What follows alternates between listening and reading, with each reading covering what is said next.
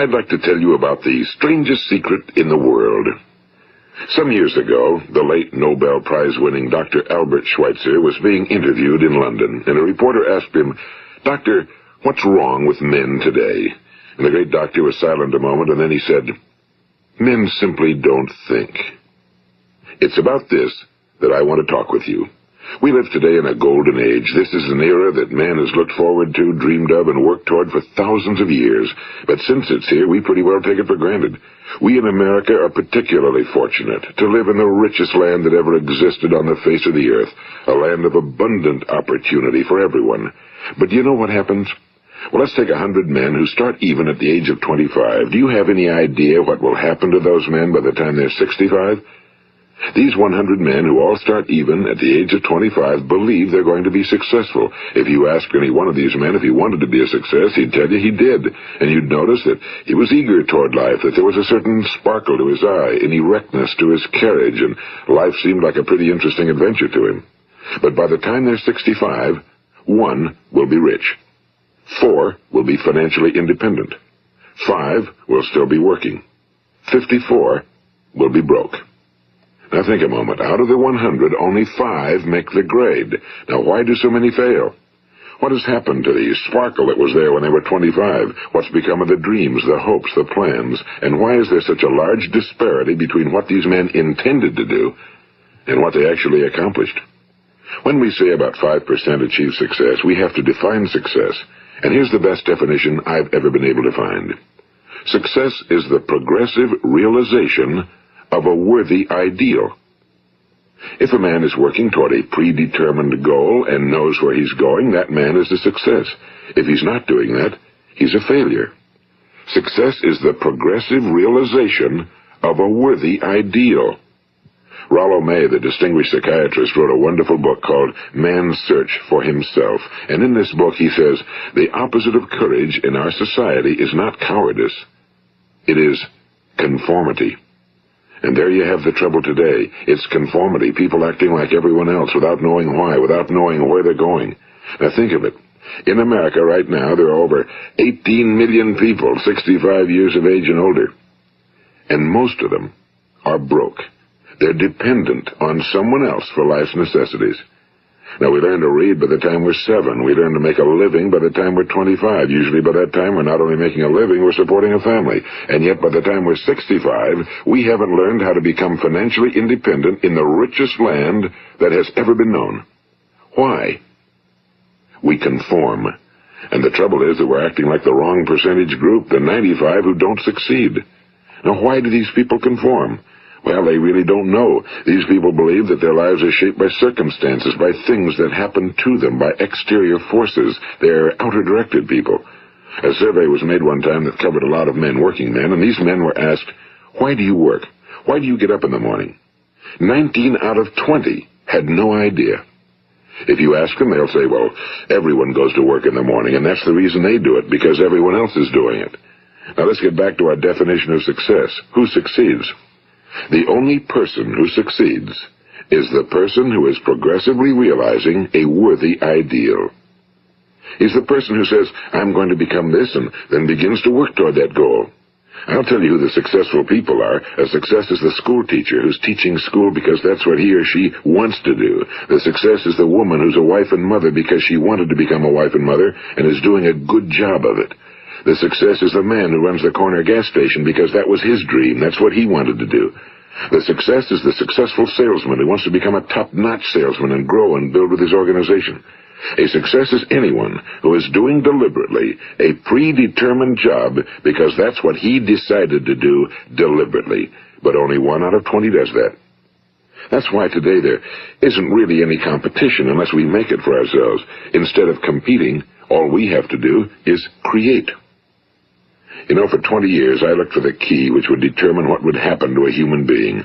Was there a key I wanted to know which would make the future a promise that we could foretell to a large extent? Was there a key that would guarantee a person's becoming successful if he only knew about it and knew how to use it? Well, there is such a key, and I've found it. Have you ever wondered why so many men work so hard and honestly without ever achieving anything in particular, and others don't seem to work hard and yet seem to get everything?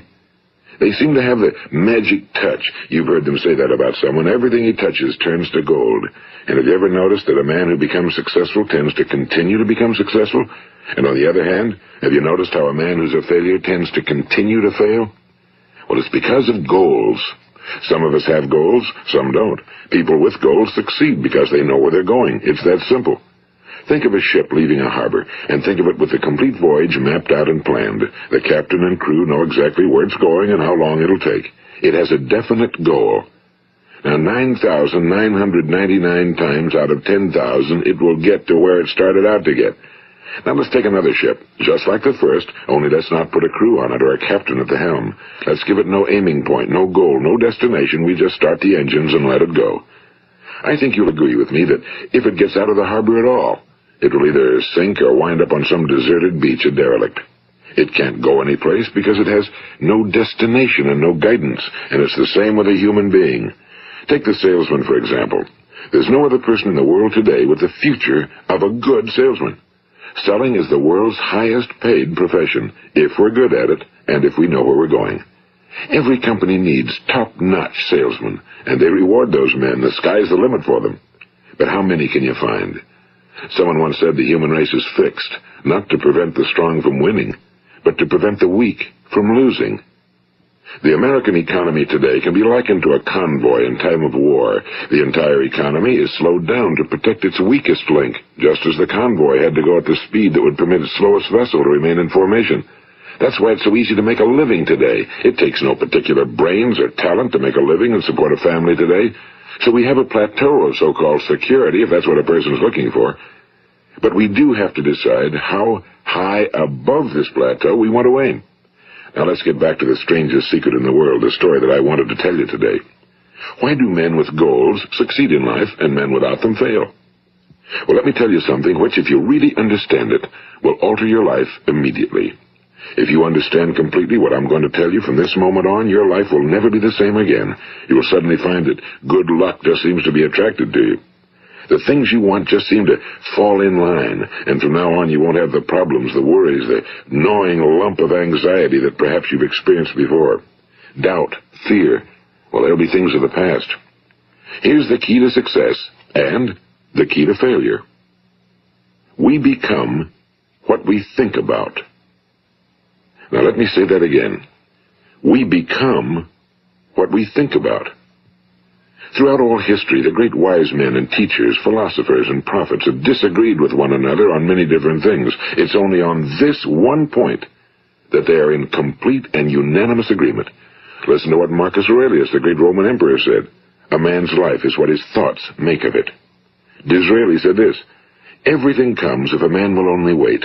I've brought myself by long meditation to the conviction that a human being with a settled purpose must accomplish it, and that nothing can resist a will that will stake even existence for its fulfillment.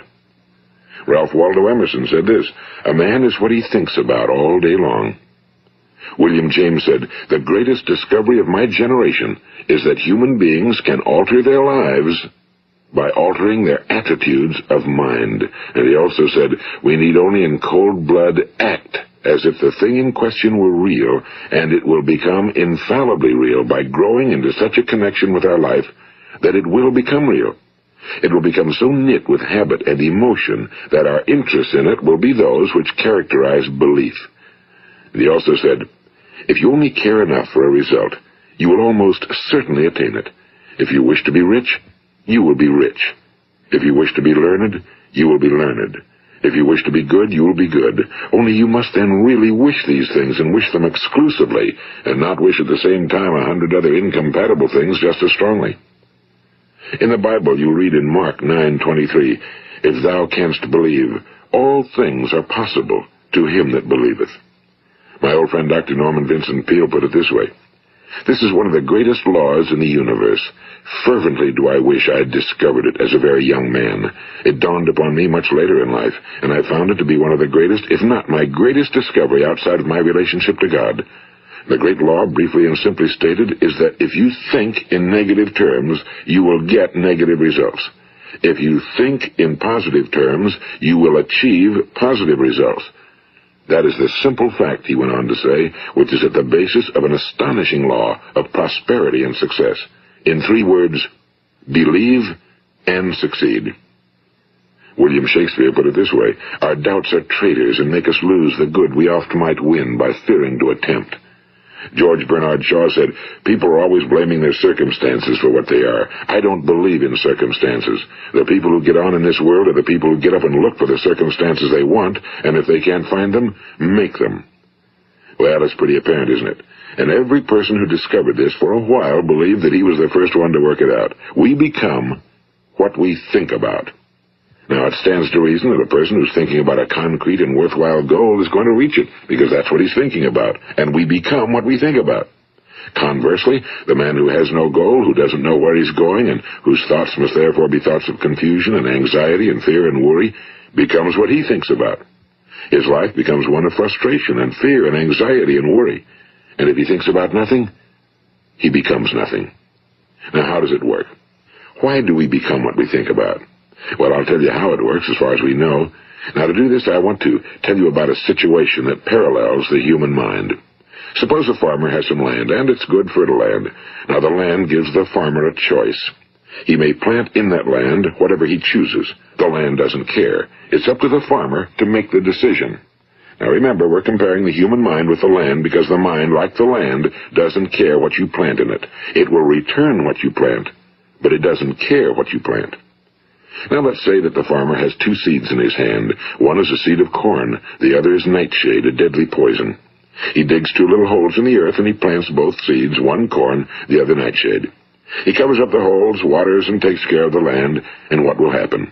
Invariably, the land will return what's planted. As it's written in the Bible, as ye sow, so shall ye reap. Now remember, the land doesn't care. It'll return poison in just as wonderful abundance as it will corn. So up come the 2 plants, one corn, one poison. Now, the human mind is far more fertile, far more incredible and mysterious than the land, but it works the same way. It doesn't care what we plant. Success, failure. A concrete, worthwhile goal, or confusion.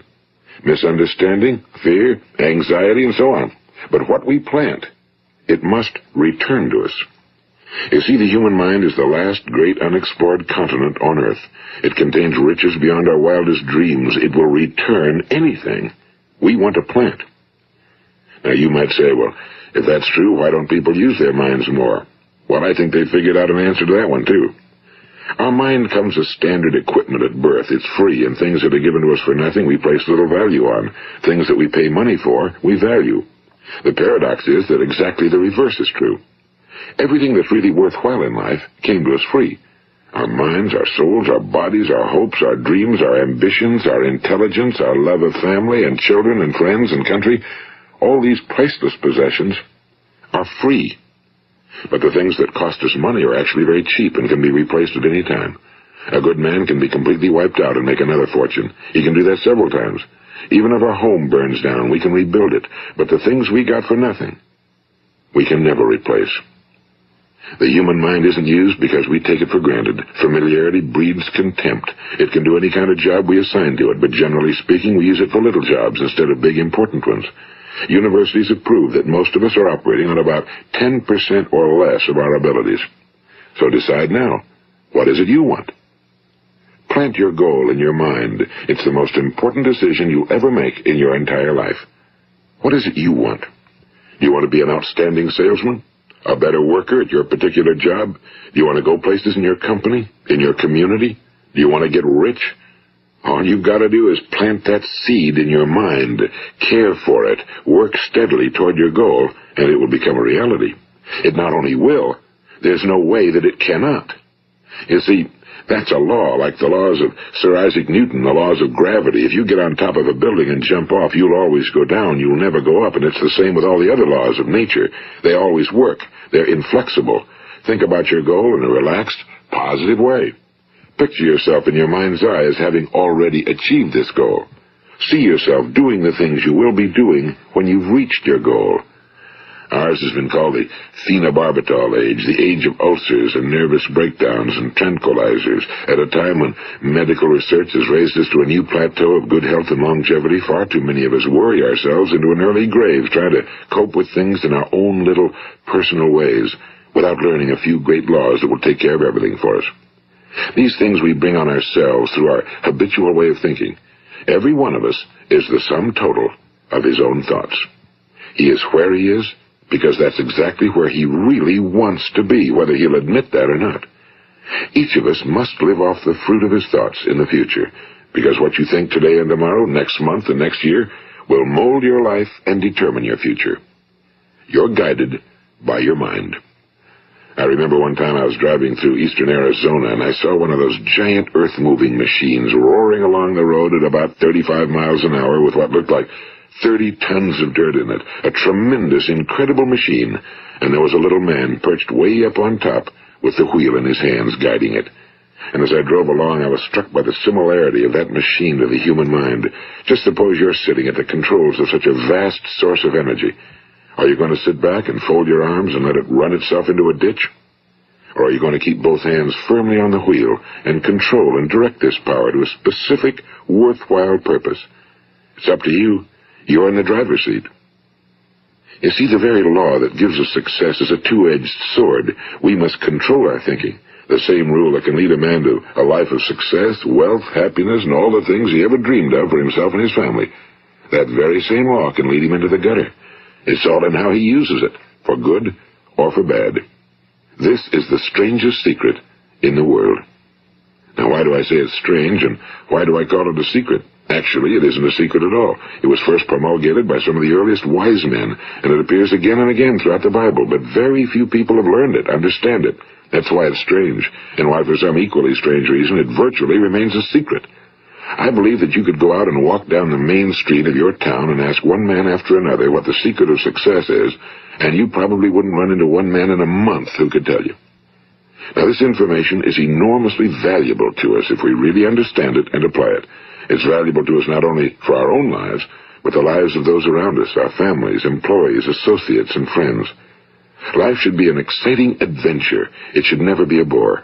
A man should live fully, be alive. He should be glad to get out of bed in the morning. He should be doing a job he likes to do because he does it well. One time I heard Grove Patterson, the great late editor-in-chief of the Toledo Daily Blade, make a speech, and as he concluded his speech, he said something I've never forgotten.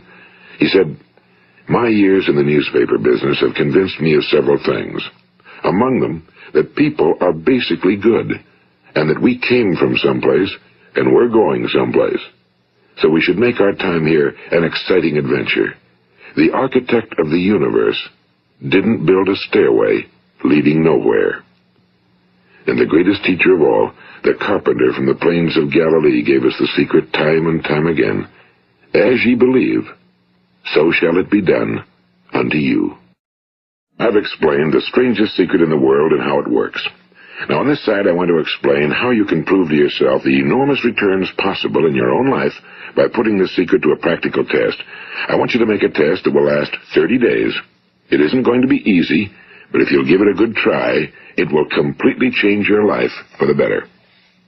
Now, back in the 17th century, Sir Isaac Newton, the English mathematician and natural philosopher, gave us some natural laws of physics which apply as much to human beings as they do to the movement of bodies in the universe.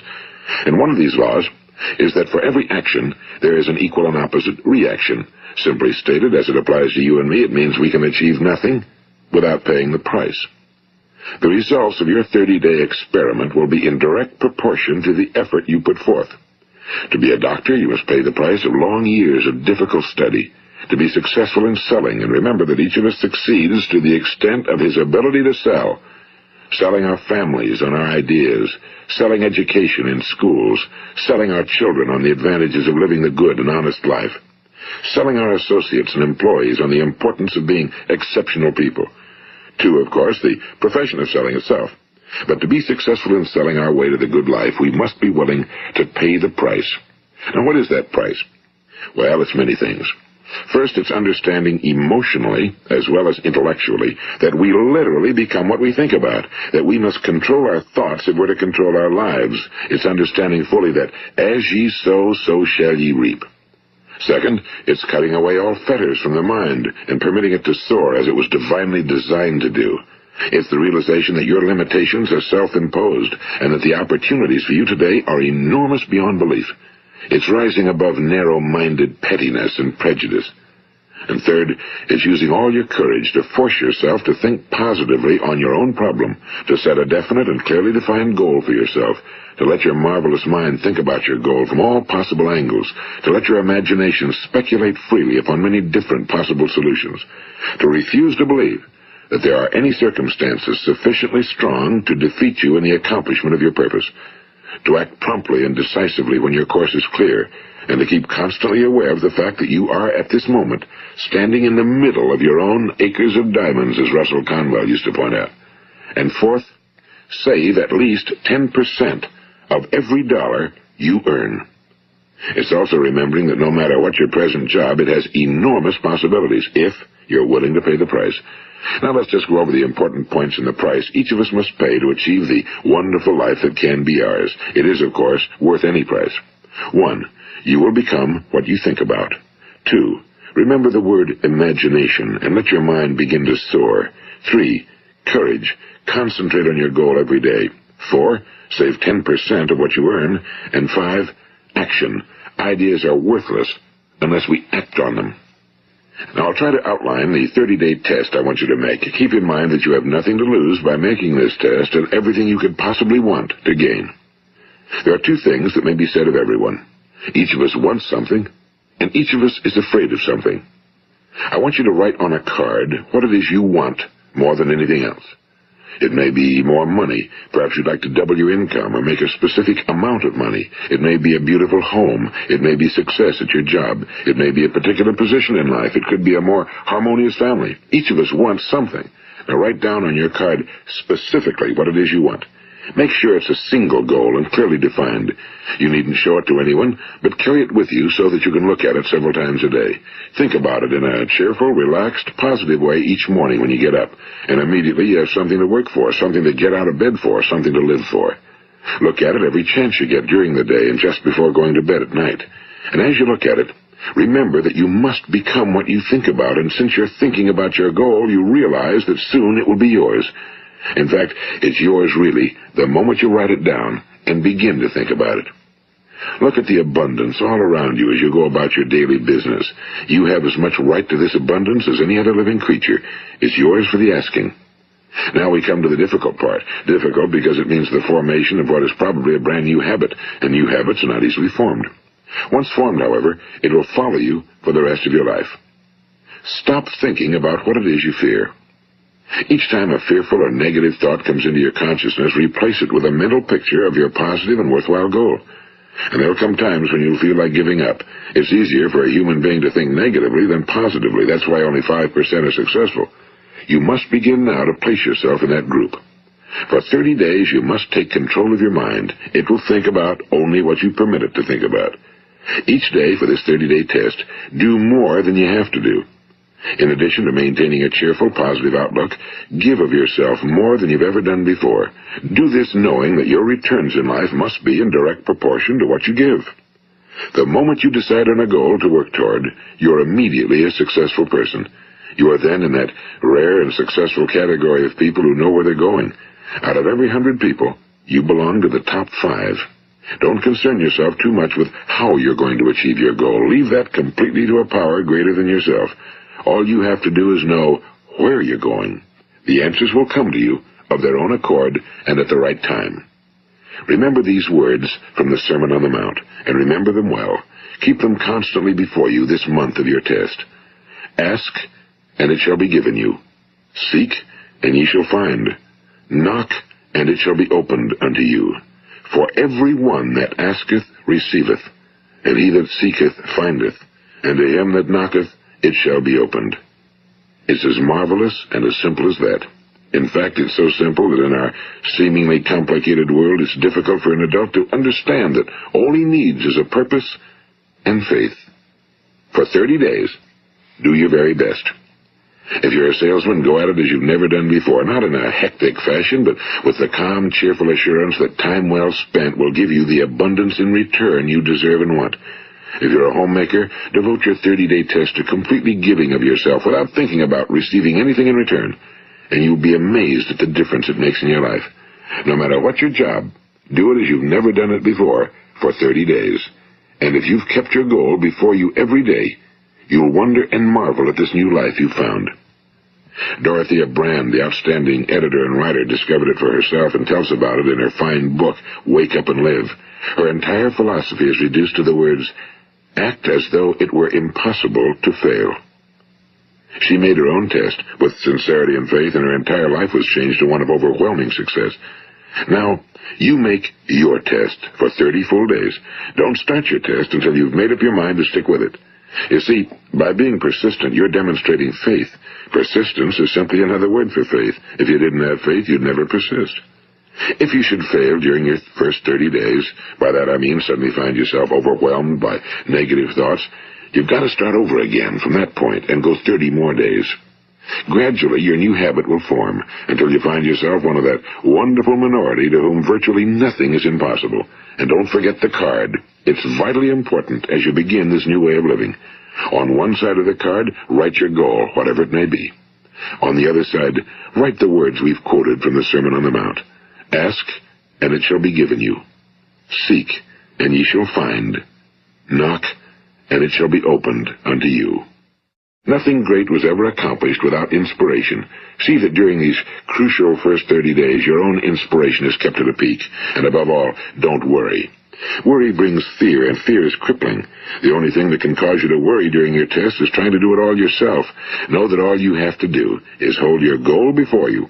Everything else will take care of itself. Remember also to keep calm and cheerful. Don't let petty things annoy you and get you off course. Now, since making this test is difficult, some will say, why should I bother? Well, look at the alternative. No one wants to be a failure. No one really wants to be a mediocre individual. No one wants a life constantly filled with worry and fear and frustration. Therefore, remember that you must reap that which you sow. If you sow negative thoughts, your life will be filled with negative things. If you sow positive thoughts, your life will be cheerful, successful, and positive. Now, gradually, you will have a tendency to forget what you've heard on this recording. Play it often. Keep reminding yourself of what you must do to form this new habit. Gather your whole family around at regular intervals and listen to what's been said here. You know, most men will tell you that they want to make money without understanding the law. The only people who make money work in a mint. The rest of us must earn money. This is what causes those who keep looking for something for nothing or a free ride to fail in life. The only way to earn money is by providing people with services or products which are needed and useful. We exchange our time and our product or service for the other man's money. Therefore, the law is that our financial return will be in direct proportion to our service. Now, success is not the result of making money. Making money is the result of success, and success is in direct proportion to our service. Most people have this law backwards. They believe that you're successful if you earn a lot of money.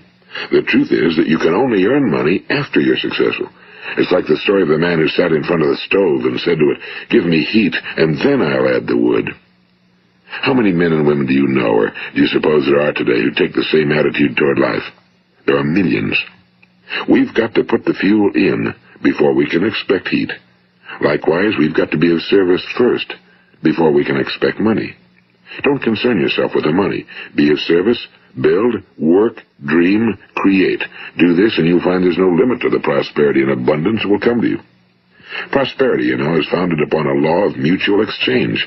Any person who contributes to prosperity must prosper in turn himself. Sometimes the return will not come from those you serve, but it must come to you from someplace, because that's the law. For every action, there is an equal and opposite reaction. As you go daily through your 30-day test period, remember that your success will always be measured by the quality and quantity of service you render, and money is a yardstick for measuring this service. No man can get rich himself unless he enriches others.